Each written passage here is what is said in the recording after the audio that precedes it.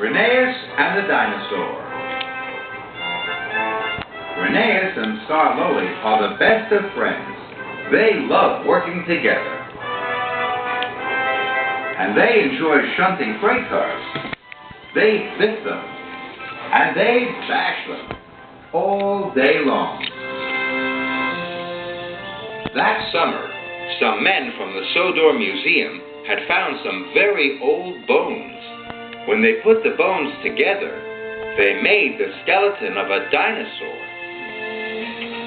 That morning, a photographer arrived on the island to photograph the dinosaur. Thomas was to take him to the transfer yards. At the transfer yards, Mr. Percival was talking to his engine.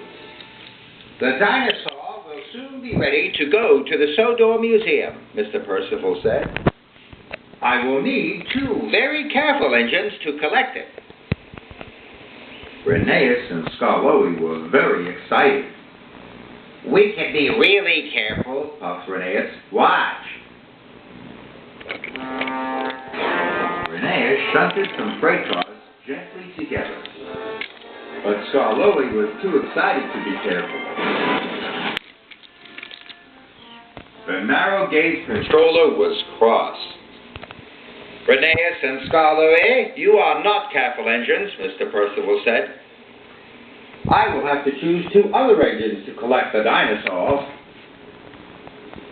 "But I can't be careful," said Rheneas. "Let me try again, please." "Very well," Mr. Percival said. "But this is your last chance." "Thank you, sir," said Rheneas happily. Scarloey was sad. "I'm sorry I missed the freight cars," he whistled quietly. "But I'm sure we could take the dinosaur together." "No," said Rheneas. "I'll show Mr. Percival I can do it on my own." And he steamed away. Later, Rheneas had to take some coal to the station houses. The cars were very heavy for him on his own. His pistons pounded, and his axles ached. But Rheneas kept going. "Must take the dinosaur. Must take the dinosaur," he puffed. Later at the transfer yards, Mr. Percival came to see Rheneas. "Rheneas, you have worked very hard today," said Mr. Percival kindly, "and pulled very heavy freight cars, very carefully on your own." This made Rheneas very proud. "So, I have decided you can collect the dinosaur," Mr. Percival added. "But are you sure you can do it on your own?" "Yes, sir, I'm sure," whistled Rheneas. He was very happy. "And Scarloey," called Mr. Percival, "you will collect empty freight cars from the timber yards." "Yes, sir," peeped Scarloey sadly. He watched Rheneas race quickly away to collect the dinosaur. Rheneas chucked cheerfully through the mountains. But when Rheneas arrived to collect the dinosaur, he was surprised. The dinosaur was very, very big. But Rheneas was sure he was strong enough to pull it. He coupled up to the flatbed and pulled with all his puff. He started to puff his way back to the yard. Rheneas blew his whistle as he puffed through Middle Station. Everyone thought the dinosaur skeleton was wonderful. And they all gave Rheneas a big cheer. Rheneas was very proud. Rheneas was puffing slowly up a hill. But the flatbed was too heavy. His puff was going, and his pistons could hardly pump. Rheneas puffed slower and slower.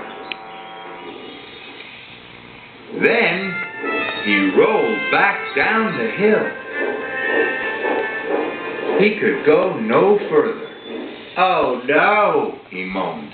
I'll never get the dinosaur to the transfer yards now. Rheneas felt terrible. Then he remembered his friend.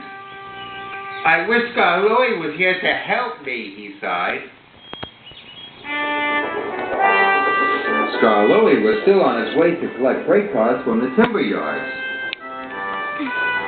As he came around the bend in the line, he was very surprised to see a dinosaur blocking the track. Out of my way! Skarloey tooted loudly. Rheneas heard Skarloey. Skarloey, he cried, I need your help. The dinosaur is too heavy for me. I can't pull it on my own. Skarloey was still upset with Rheneas. He didn't want to help.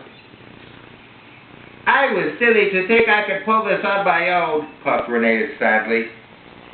It needs 2 engines, and I need you. From now on, I'll always want us to work together. That made Skarloey feel much better, and he buckled up to the flatbed to help his friend. Together, they pushed the dinosaur safely up the hill and all the way back to the yard. Rheneas and Skarloey puffed happily into the transfer yard, just as Thomas arrived with the photographer.